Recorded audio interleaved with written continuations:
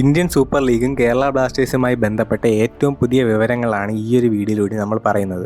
So video skip ചെയ്യാതെ കാണണം. നമുക്കറിയാം, ഇന്ത്യയിലെ തന്നെ ഏറ്റവും വലിയ ഫുട്ബോൾ മാമാങ്കമായ ഇന്ത്യൻ സൂപ്പർ ലീഗിന് ടൈറ്റിൽ സ്പോൺസർ ഇല്ലാതെയാണ് കഴിഞ്ഞ വർഷത്തെ ISL സീസൺ പൂർത്തിയാക്കിയത്. ഹീറോ ISLനെ കൈയൊഴിഞ്ഞ ശേഷം ISL സംഘാടകർക്ക് ഇതുവരെ ഒരു ടൈറ്റിൽ സ്പോൺസറെ കണ്ടെത്താൻ കഴിഞ്ഞിട്ടില്ല എന്ന് പറയുമ്പോൾ അത് ലീഗിൻ്റെ ഇപ്പോഴത്തെ അവസ്ഥയെ വിളിച്ചു കാണിക്കുന്ന ഒന്നാണ്. ലീഗിൻ്റെ അവസ്ഥ ഇങ്ങനെയാണെങ്കിൽ ക്ലബ്ബുകളുടെ കാര്യം നമുക്ക് ഊഹിക്കാവുന്നതേ ഉള്ളൂ.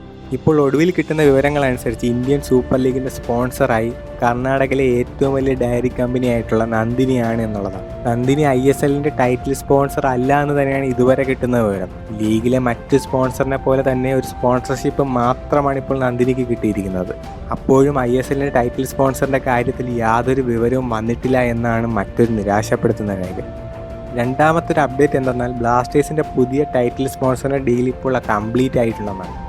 ഈ ഒരു കാര്യം ഇപ്പോൾ കൺഫേം ചെയ്തിരിക്കുന്നത് IFT ന്യൂസ് മീഡിയയാണ്. നമുക്കറിയാം, ബൈജൂസ് ബ്ലാസ്റ്റേഴ്സിന് ടൈറ്റിൽ സ്പോൺസർഷിപ്പ് മാറിയ പിന്നെ ഈ സീസണിലെ ഡൂറന്റ് കപ്പിൽ പോലും ബ്ലാസ്റ്റേഴ്സ് ജേഴ്സിയിൽ ടൈറ്റിൽ സ്പോൺസർ ഇല്ലാതെയാണ് പങ്കെടുത്തിരുന്നത്.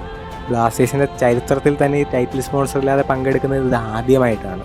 ഏതായാലും ഇപ്പോൾ ബ്ലാസ്റ്റേഴ്സിന് ടൈറ്റിൽ സ്പോൺസറുമായിട്ടുള്ള കാര്യങ്ങൾ ഇപ്പോൾ ഫൈനലൈസ് ചെയ്തിട്ടുണ്ടെന്നാണ് ഒടുവിൽ കിട്ടുന്ന വിവരം. സോ ബ്ലാസ്റ്റേഴ്സിൻ്റെ ടൈറ്റിൽ സ്പോൺസർ ആരാവണമെന്നാണ് നിങ്ങളുടെ ആഗ്രഹം? നിങ്ങളുടെ അഭിപ്രായം കമൻറ്റായി രേഖപ്പെടുത്തുമെന്ന് കരുതുന്നു. സോ വീഡിയോ അവസാനിക്കുന്നു. അടുത്തൊരു അപ്ഡേറ്റുമായി വരുന്നതായിരിക്കും. ബൈ.